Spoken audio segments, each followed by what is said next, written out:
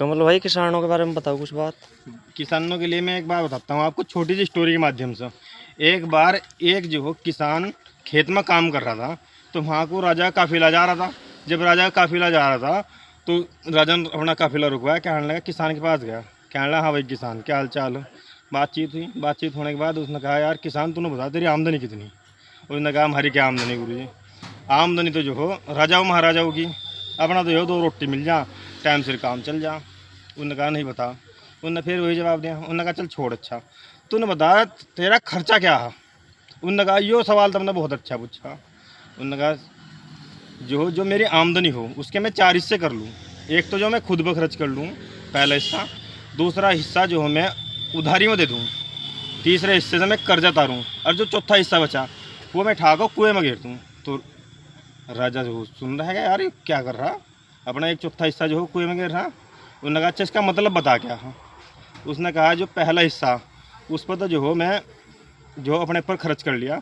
दूसरा हिस्सा जो हो वो मैं अपने बच्चों पर खर्च करता हूँ, जो मेरा भविष्य में जो हो जब मैं बुजुर्ग हो जाऊँगा तो जो मुझे सहायता करेंगे। जो तीसरा हिस्सा वो मेरे माँ बाप हों, जो मैं उन पर खर्च कर रहा, जो उन पर उन्होंने मेरे पर खर्च कर रखा, उनका मैं लालन पालन करा, तो मैं अब उनकी सेवा कर रहा। जो चौथा हिस्सा बचा, चौथा हिस्सा जो हो मैं दान पुण्य कर दूँ, जो मेरे जो गरीब है वो सब दे दूँ। तो कोई बात नहीं, राजा चला गया।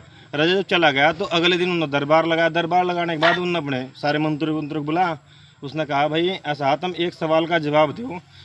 उनको भाई एक आदमी हो जो अपनी कमाई का 4 हिस्से करता है। जब 4 हिस्से करो तो पहला तो जो हो अपने लिए खर्च कर लो, दूसरा हिस्सा मतलब कर्जे में दे दो, तीसरा हिस्सा अपनी जो हो आमदनी में कर लो, और जो चौथा हिस्सा वो कुएं में गिर दो।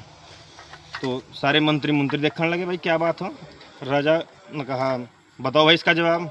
तो मंत्री ने कहा भाई आज तुम गुरुजी इसका जवाब नहीं दे सकते, हम इसका जवाब जो हो कल देंगे। तो मंत्री चालाक थे, तो मंत्री जो सवेरे घोड़ा ठाक देखा भाई कहाँ गए थे राजा साहब। कहने लगे राजा साहब तो किसान के पास गए थे। किसान के पास गए, बता भाई राजा साहब क्या पूछा था उन्होंने। राजा ने उन्होंने कहा भाई राजा की मेरी तो एक बात हो रखी, जब तक मैं राजा का 100 बार मुंह नहीं देख लूँ तब तक जो हो मैं इसके बारे में बताने का नहीं किसी को राज। तो मंत्री हो, मंत्री चाणक्य बुद्धि हो। तो मंत्री ने झट दे अपने जेब में से 100 सिक्के काटे जिस पर राजा का मोहर बनी हुई थी। कहने लगा ले गिन लो भाई 100 हो गया। 100 बार उसे दिखाए, कहने लगा हाँ भाई ले। उनने ठाके में जेब में गिन ले तो अपनी बात बता दी उन्होंने राजा को। तो राजा की तो जब वो फिर दोबारा दरबार लगा तो मंत्री पहुंच गया। उनने बताया कहने लगा भाई इस तरह बात है। उन्होंने कहा अच्छा तूने बता सच बता किसान से मिल आया क्या। हाँ। उन्होंने कहा ठीक है फिर। तो उन्होंने कहा ऐसा है अब जो हो किसान को बुलाया जा। किसान को बुला लिया गया। हाँ भाई तेरा मेरा तो ये वादा हुआ था जब तक तू मेरा 100 बार मुंह नहीं देखने का, जब तक यह बात किसी को नहीं बताने का। उन्होंने कहा राजा जी बिल्कुल सही बात। थारा जो मंत्री है उनने मुझे 100 सिक्के दिए और उन पर सब पर 100 के 100 सिक्कों पर थारी जो हो मोहर दी, थारा चित्र बना हुआ था। तो देखे अरे थे सिक्के मेरे राजा को लौटा दिए। तो अब जो हो इस कहानी से मतलब मिलता है कि जो भी कुछ होता है किसान के पास वो घूम फिर कर वहीं का राजा के पास पूंजी इकट्ठा हो जा। तो भाई इसलिए जो किसान के प्रति भी सरकार को और आम लोगों को सोचना चाहिए। जय बाबा की।